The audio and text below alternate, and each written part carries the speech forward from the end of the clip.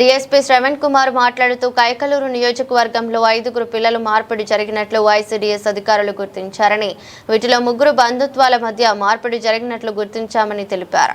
2 పిల్లలు మాత్రమే వేరే ప్రాంతాల నుండి తీసుకొచ్చినట్టు గుర్తించామని అన్నారు. 2010లో ముదినేపల్లి మండలం అన్నవరం గ్రామానికి చెందిన దూలం ప్రసాద్ దంపతులకు సంతానం లేకపోవడంతో ఒక పాపను తీసుకువచ్చినట్టు ఐసీడీఎస్ అధికారులు గుర్తించారు. మరొకటి మండపల్లి మండలం కానుకలు గ్రామంలో కూడా ఇలాంటి సంఘటన జరిగిందని గుర్తించారు. అయితే ఫిర్యాదు మేరకు కేసు నమోదు చేసి విచారణ జరుపుతామని డీఎస్పీ శ్రవణ్ అన్నారు. హిందూ అడాప్షన్ యాక్ట్ ప్రకారం సరైన పద్ధతిలో అడాప్షన్ జరగకపోతే చట్ట ప్రకారం చర్యలు తీసుకుంటామన్నారు. ఐసీడీఎస్ అధికారి చక్రమణి మాట్లాడుతూ వివరాలను పోలీసు వారికి అందించడం జరిగిందని, విచారణ అనంతరం వివరాలు తెలుస్తాయని తెలిపారు.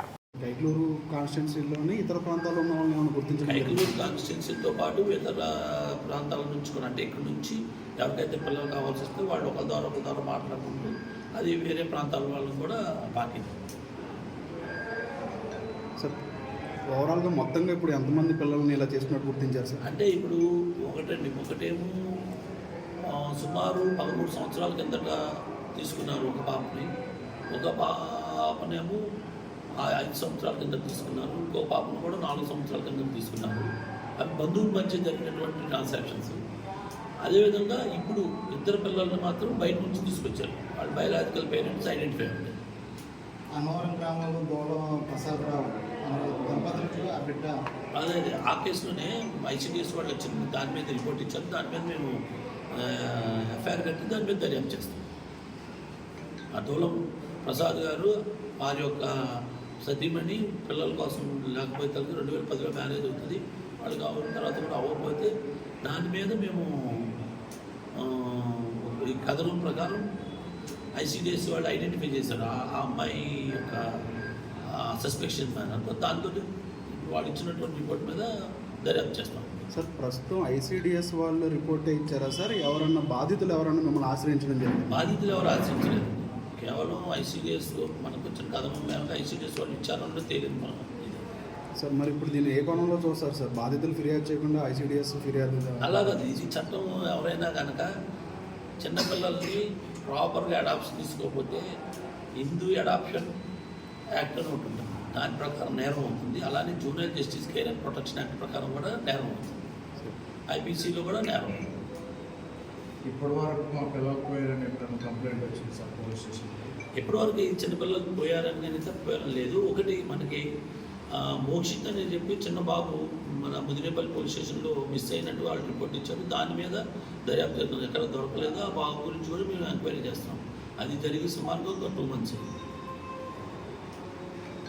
ప్రస్తుతానికి ఎవరి మీద ఎఫ్ఐఆర్ చేశారు? అదే ఇప్పుడు ఐసీడీఎస్ వాళ్ళు ఇస్తున్నారండి, ఇంకా రిపోర్ట్ చేతికి ఇవ్వలేదు. ఇస్తే వెంటనే, ఎందుకంటే మేము ఇది చిరువలు పలవలుగా కాకుండా ఈ వాళ్ళు ఇచ్చినటువంటి దాని మీద చెప్తామని మీకు ఇప్పుడు అడ్వాన్స్గానే ఇన్ఫర్మేషన్ ఇస్తున్నాం.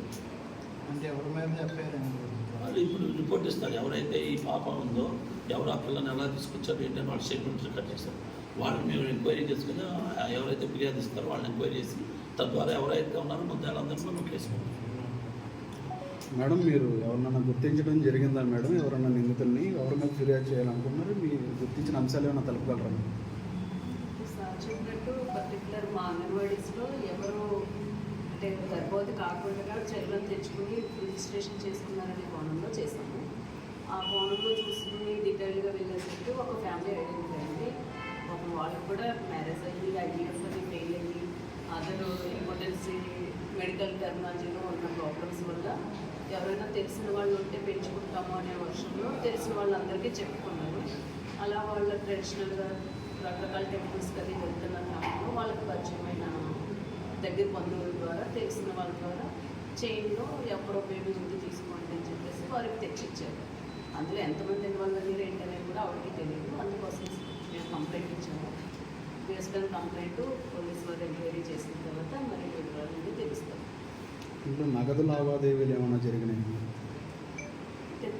డీటెయిల్గా ఇంకా మనకి తెలియదు కాబట్టి మనం కన్ఫర్మ్ చేయలేము. ఏం జరిగింది అనేది వారి దర్యాప్తులో బయటపడతారు. ఇప్పుడు కంప్లైంట్ ఎవరి పేరు మీద ఎట్లా ఇస్తున్నారండి? ఎవరు అనుమానితులు? అంటే ఆవిడ పర్టికులర్గా మదర్ ఎవరైతే తెచ్చుకున్నారో బేబీని ఇప్పుడు పెంచుకుంటున్నారో వారిని అడిగాము, అమ్మ నీకు బేబీ ఎలా వచ్చింది ఏంటి అని. వారు చెప్పిన వివరాల ప్రకారం 4-5 నేమ్స్ చెప్తున్నారు. వాళ్ళు ఎవరనేది కూడా మదర్కి తెలియదు డైరెక్ట్గా. వారికి తెలిసిందల్లా వాళ్ళ దగ్గర బంధువు ఒకరు, వారికి తెలిసిన వ్యక్తులు. సో వారు ఎవరు ఏంటి అనేది కూడా డీటెయిల్గా వెరిఫై చేయమని చెప్పి మేము